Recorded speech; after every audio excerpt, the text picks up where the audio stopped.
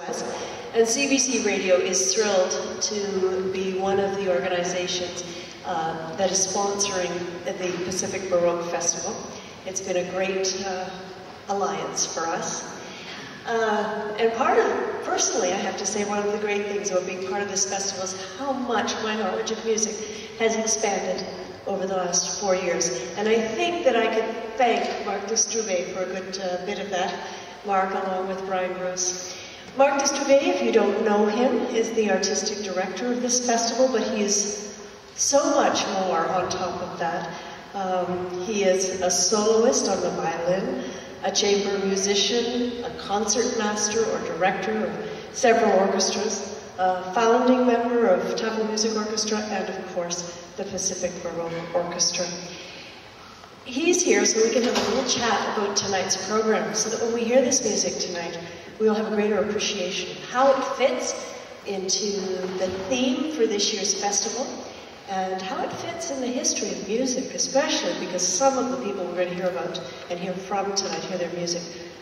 We may not have known their names, but we certainly, after tonight, will know the influence they've had on the music we do know. Window across the valley and see a church up the top of the hill, and when I went over to see it, there was a long passageway that went up, and along the way there were these little stations where people would stop with their rosaries and say a prayer on their way up to the church. And once I came across this piece by Bieber, who lived in Salzburg, worked in Salzburg for most of his life, I just actually wondered whether it was that very place that he was writing about. So this piece is actually describing the peasants going to church. So it starts with a beautiful kind of soliloquy for the violin, and then you hear the peasants, well, probably just a priest intoning to the peasants, and then them repeating after him in a very, very basic way. And I think it's a wonderful example of, I mean, Bieber really is a great composer, and there are quite a number of great composers who can write, I won't say in this case silly music. The silly music by Bieber comes tomorrow with his battalion, but who can write silly music extremely well. And music that there's nothing worse. Well, there's nothing worse than bad silly music, but good silly music can be great. Well, this piece isn't particularly silly, but it is describing something. It's hardly even programmatic, but a situation, and I think Bieber does it brilliantly, because after this passage where the peasant simply repeats, it goes on and on and on, and then it repeats. Then there's suddenly this unbelievably gentle moment where you sort of imagine maybe they've just arrived at the church, and that feeling when you come into church where you're confronted with this kind of stillness, and Bieber evokes that in this piece quite brilliantly. So that's the peasants. Okay, we have peasants covered. And then we have gypsies. Okay, I looked around for people who moved a lot. Well, I found a couple of those. What are the gypsies? It was actually the ballets. We're doing two little sets of ballets, Balletti di Zingari, the gypsies, and Balletti di Matti, who are the mad men. The madmen. The madmen. And this is a wonderful thing, because we think of ballets as something that would have been danced to. Schmelzer worked at the Austrian court, and through playing this music, one gets a wonderful picture of the wonderful luxury they must have had at court. The emperor would say, write me some ballet music to entertain, but I don't think it was to be danced to, because in the case of the Balletti di Matti, each one is about several seconds long, and you really get a picture of crazy people dancing a little bit, and then suddenly think, oh no, I won't dance Bergamasco, I'll dance Sarabanda, no, I'll do it Gavotte. So if they did dance, it was pretty darn difficult. So it must have just been an entertainment for the court, and sort of playing with what one could do in music to reflect different characters. Kind of like musical chairs for the orchestra. Right.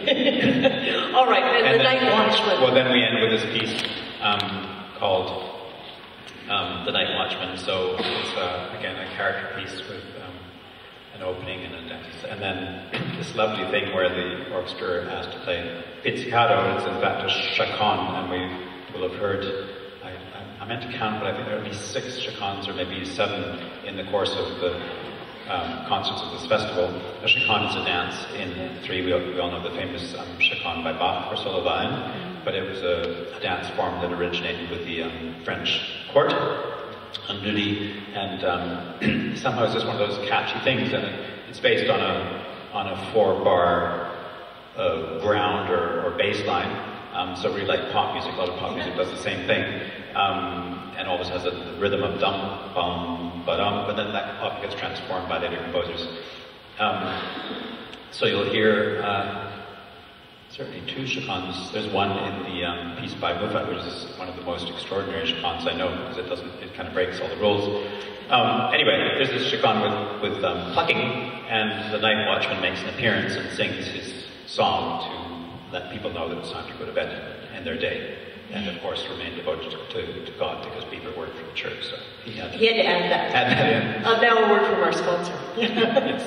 Well, you know, we joked, you and I, earlier in the festival about the irony of having a very famous Canadian pop star named Bieber right now, and then playing this Bieber. But it is interesting that in this sort of pop bass line that we're hearing in The Night Watchman, we'll get a sense of kind of where some of our pop music today is rooted. Oh, absolutely. I mean, music is a basic human expression, so of course there are things that one keeps finding again and again, and one of them is, and the other thing about Baroque music, I just want to say, I mean, maybe you're all here because you already know quite a lot about Baroque music, but I often get asked, what does Baroque mean, and what is Baroque music? So I thought I'd just say it, so nobody has to feel insecure about not knowing. Baroque is actually a Portuguese term, which I forget the literal meaning, but it means kind of extravagant. Irregular, over the top, crazy. So it really applied to the art of the Baroque time, and was later applied to music, because the music isn't that crazy.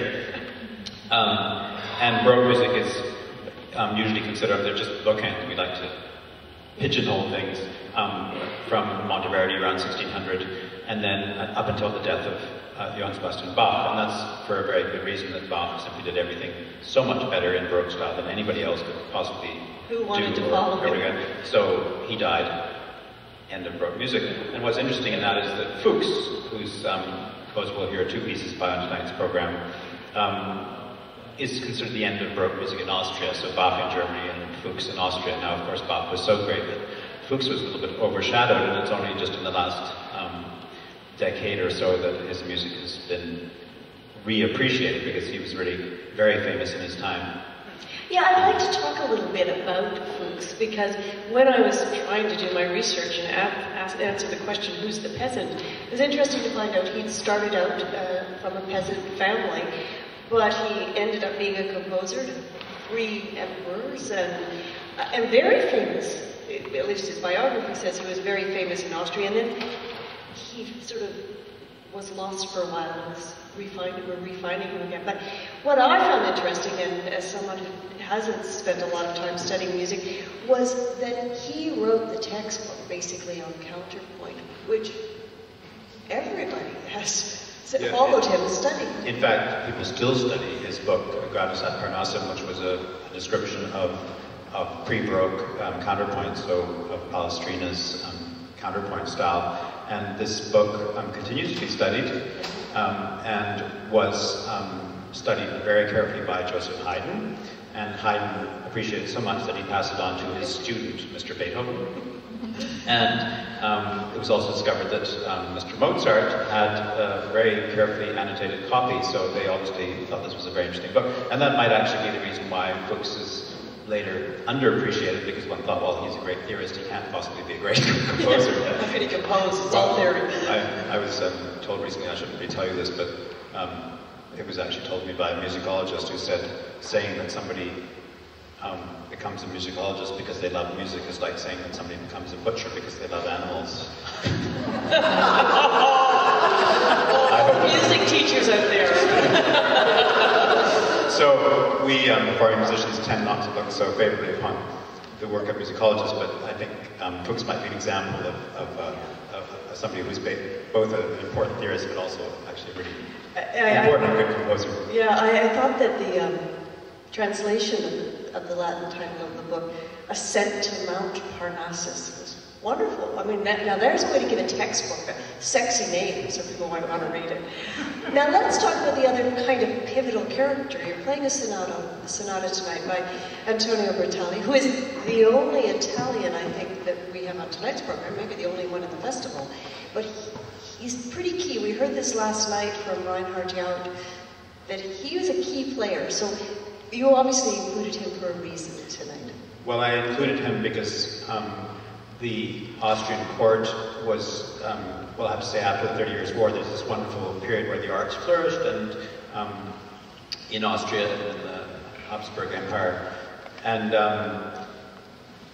it was considered the best musicians were in Italy. So Austrian musicians went to Italy to study, musicians from all over Europe went to Italy to study, and they brought Italian musicians to work for them. So the court, and it's just like here, and now we think somebody from far away is bound to be much better than the person local. We don't think that way about you. Well, you can go away and then you can come back and see this. So that was the same then. And so Bertali was one of the, there was one other composer before him, Valentini, and I thought about playing some of his music, but there we are. So Bertali was the musician who was adopted by the Austrian court and brought Italian ideas about music making, including this idea about stilos fantasticos. And then they discovered that there was a pupil of his, Heinrich Schmelzer, who was actually not only a really great violinist, but a very fine composer. So then Heinrich Schmelzer followed him as the court composer. Yeah, so we have that lovely So that was a turning point at which the Austrians realized that actually some of our own aren't so bad after all. Stylus Fantasticus is a style that is free and unrestrained, and I guess we don't think of that as being a big deal now, but it was a big deal when musicians were given this leeway to go ahead, compose, forget not all the rules per se, but not be tied to something. Some great music has come out of it. Smeltzer and Weber being, key players. It also marks the beginning of soloists and specialized instruments. Now, they were both violinists, which means so much of this music is great music for the violin. What does it mean to you as a violinist to have their music? Well, I should first say about Bertali and the Stilos Fantasticos is, so one had sacred vocal music, one had dance music from France, sacred vocal music from Italy. One had all these forms that were very clearly established, and the idea of Stilos Fantasticos was that they weren't tied to these strict forms. And especially one of the pieces, the Sonata for 8 that we're playing by Bertali, is a wonderful example of kind of all the experimentation that went on, because he's got 3 players on one side, a little sort of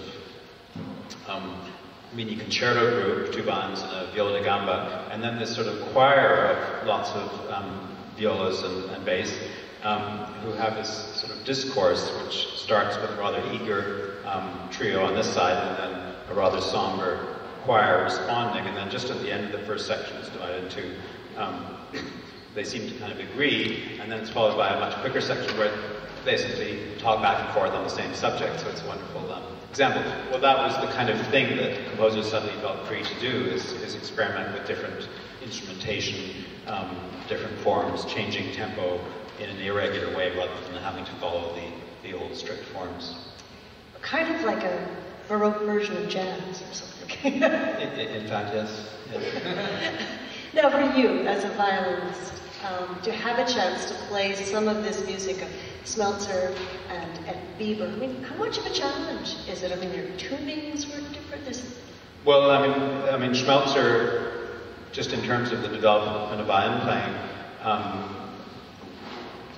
they were all experimenting. They were all trying different things, and that's, I mean, certainly for us as musicians doing these 3 or 4 programs, it's just understanding how much they were exploring and trying out things, and what a range of varieties. We've got dance music, and we've got this character music. In the concert yesterday, some of you may have heard it, I played a piece by Weber where he's imitating cats and roosters, and yet he also writes this beautiful religious music or violin music that's religiously influenced. You'll hear the Passacaglia if you come to the Vespers tomorrow, which is again an Italian version of the Chaconne, but absolutely a religiously influenced piece for solo violin. So all these different forms, and at the same time, they were always trying to do things that hadn't been done before, and this was the age when the violin became a legitimate instrument. Music was written specifically for the violin. In fact, Schmelzer's set of sonatas, of which Timothy Haig played one yesterday, they were the first sonatas specifically for violin published in the German-speaking lands, so that was an important watershed. And then Bieber, who most likely studied with Schmelzer, who stretched the boundaries a great deal and then experimented with all these different ways of tuning the violin, double stops, playing going very high up the violin. I mean, for that time, we go much higher now. But yeah, so it's fun. Yeah, and very challenging. And fun to get into their heads, I guess, a little bit. Finally, because we need to let you go get ready for the concert tonight. Oh yes. What do you want us to listen for? You've given us now some of the things that we will hear, but is there something that you specifically want us to be paying attention to in tonight's performances?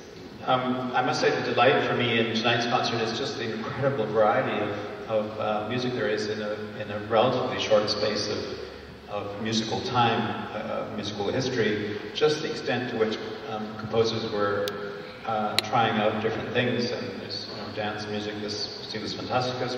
We start with a suite by Fuchs, which is absolutely in the French style, but then he twisted about. And I should just talk a little bit about Georg Muffat, because he was an extraordinary character who came from a Scottish background, was born in Megève in Saxony, which is now in Savoy, which is now part of France.